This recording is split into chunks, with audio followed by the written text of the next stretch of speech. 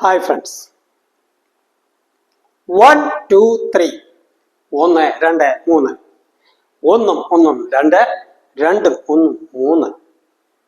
LKG class ആണോ? അല്ല, പറയാൻ വരട്ടെ.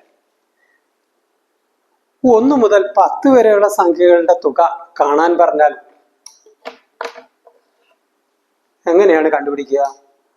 1 2 3 ഇങ്ങനെ 10 വരെ അക്കങ്ങൾ എഴുതി കൂട്ടണമോ?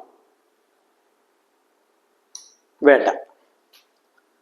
1 മുതൽ 10 വരെയുള്ളത് 10 സംഖ്യകളാണ്. 10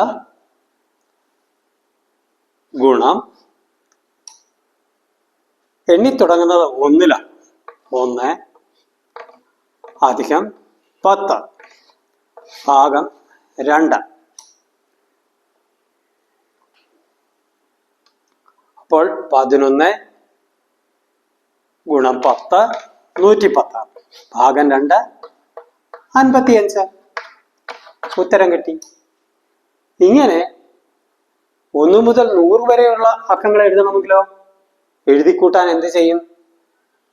ഇവിടെ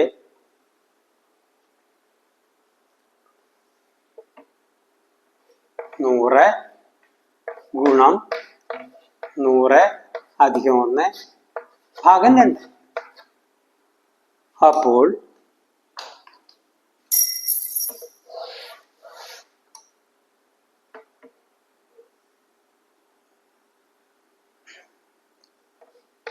101 ഗുണം 100 ഭാഗം 2 50. ഉത്തരം 5050 എന്ന് കിട്ടും.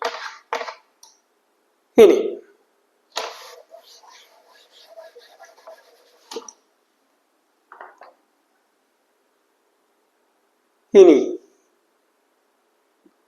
ഈവൻ നമ്പേഴ്സിന്റെ തുകയാണ് കണ്ടെത്തേണ്ടതെങ്കിലോ 2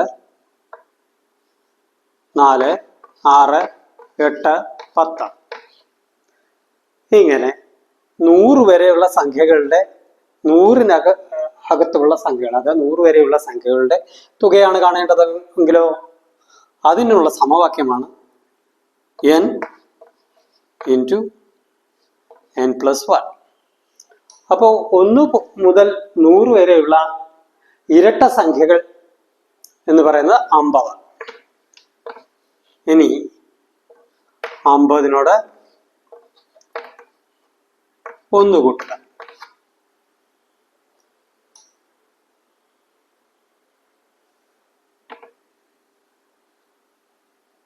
n ഇൻറ്റു n+1.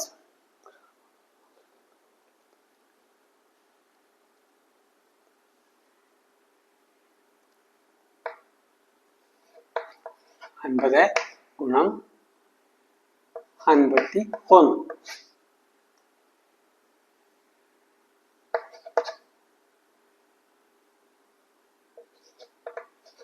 അപ്പോൾ 2550 എന്ന് കിട്ടും. ഇനി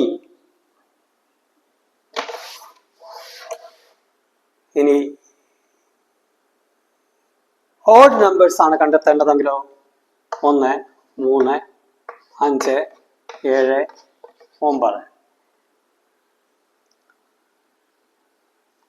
തുടർച്ചയായ 5 ഓഡ് നമ്പേഴ്സിന്റെ തുകയാണ് കണ്ടെത്തേണ്ടതെങ്കിലോ വളരെ ഈസിയാണ്. 5². അതായത് 5 പദങ്ങളുണ്ട്. അപ്പോൾ 5ന്റെ സ്ക്വയർ ആയിരിക്കും 25. ഇങ്ങനെ നമ്മൾ കണക്കിന് പഠിക്കുന്ന വിഭാഗത്തെ പറയുന്ന പേരാണ് സമാന്തര ശ്രേണി അല്ലെങ്കിൽ അരിത്തമെറ്റിക് പ്രോഗ്രഷൻ.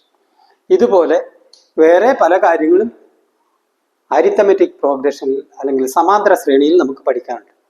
അടുത്ത ക്ലാസ്സിൽ വീണ്ടും കാണാം. Thank you.